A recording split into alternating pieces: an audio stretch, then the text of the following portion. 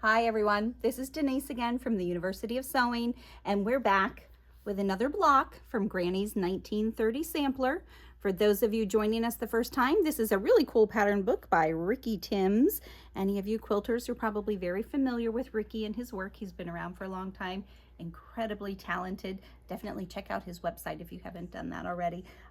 This little sampler pattern that he's got is a 42 block pattern. There's 42 different individual blocks that we're working our way through. Today we're on number 38, and the pattern book is really kind of fun because it's based on this fun little novel that he and Ricky and his friend Kat wrote together. So I would definitely suggest that you check out the book, but maybe do this one too just for a little fun read.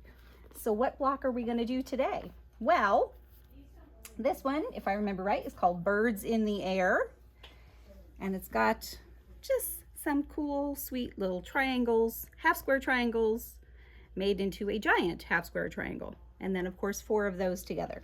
Now I will tell you, the first time I looked at this one, I thought, oh, that one will go together like that. And it really does, but maybe don't rush it. And I'll tell you what happened as I was working on it. But let's talk about the tools that you need for this one today. You are definitely going to need your pattern book. You are going to need your template plastic. And I'll show you how we are using that.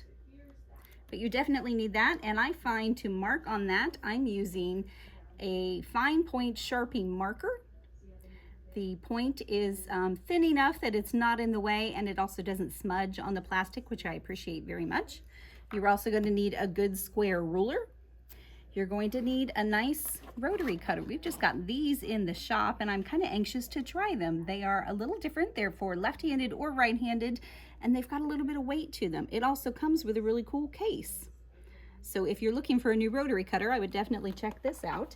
You might want some of the Cluck Cluck Sew diagonal seam tape. It's not a necessity, but depending on how you put these half square triangles together, it might be useful for you.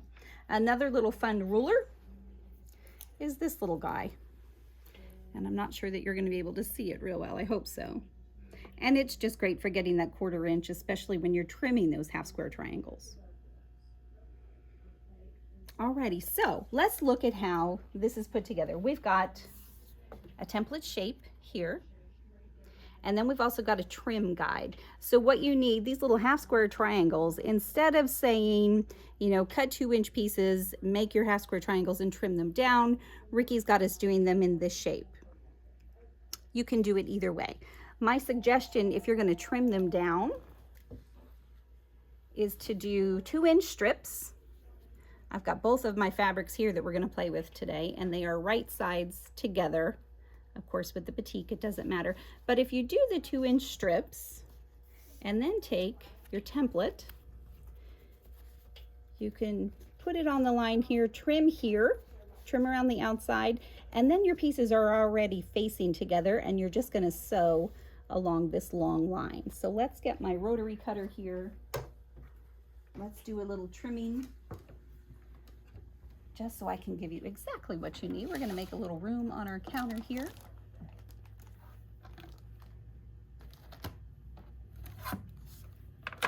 Guys, I can't believe we're on block number 38.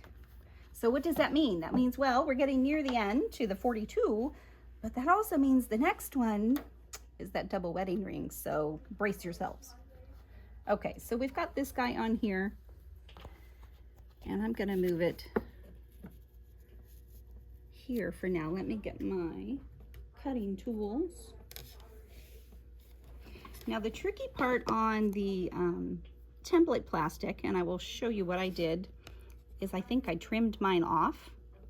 So as I was putting it together, things weren't measuring quite the same. So if you are using the template plastic, just be careful that you're not shortening things along the way.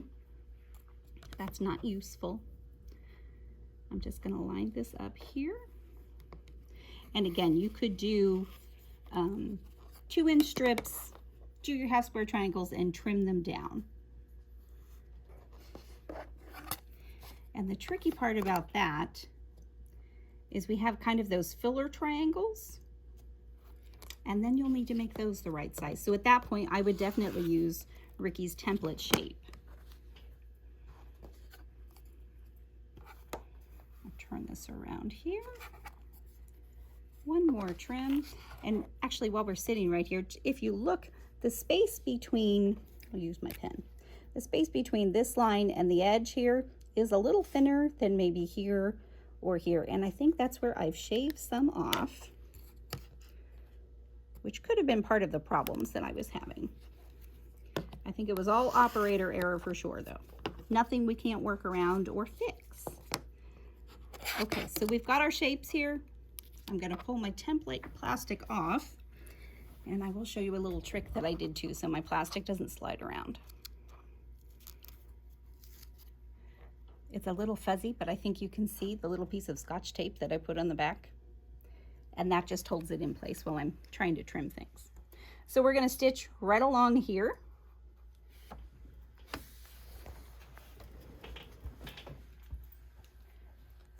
And Dave, I can stitch here and then come over and show you.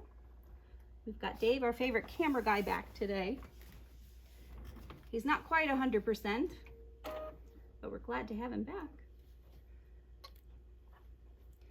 We're gonna change this a little bit. I've taken to adjusting the pressure on my presser foot. I like the results of that a little bit. We're using our quilting stitch, which is a smaller 2.0 stitch length on the Bernina 880 Plus.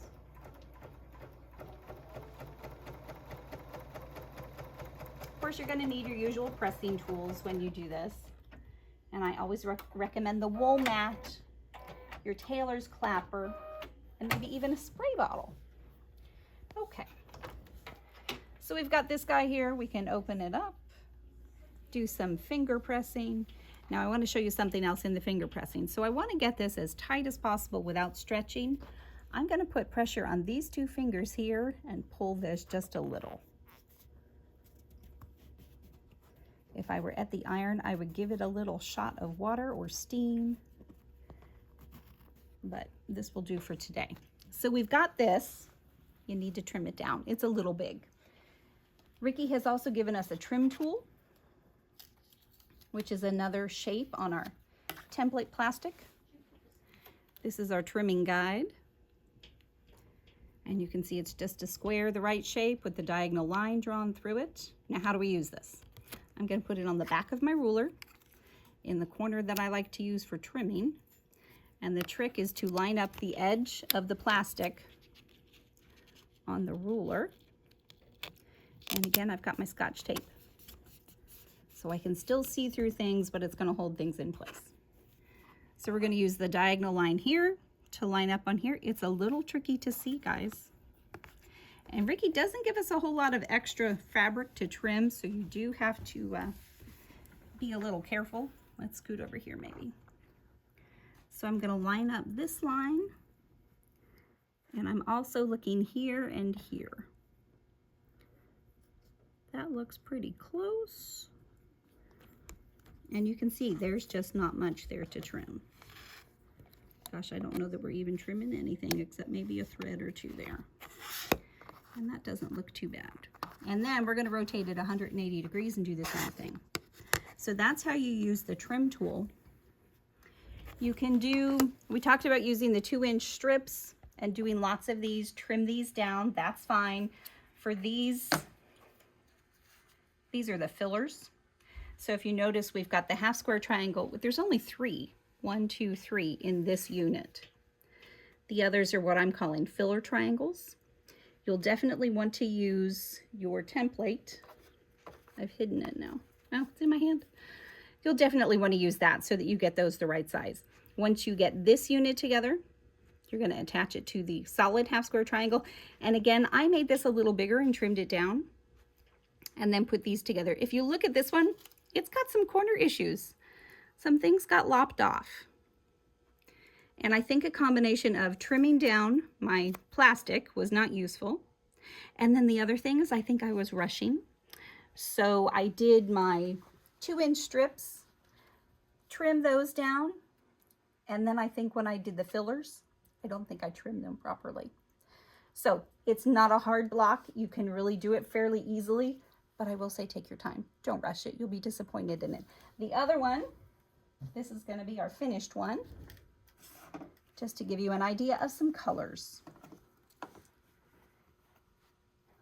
And this block is really cool just to do some contrasting things. You could do very different fabrics. You can do just a contrast of the same color, which is kind of what we've done here. But this will be the other one that we will put together so you can see the units a little better here.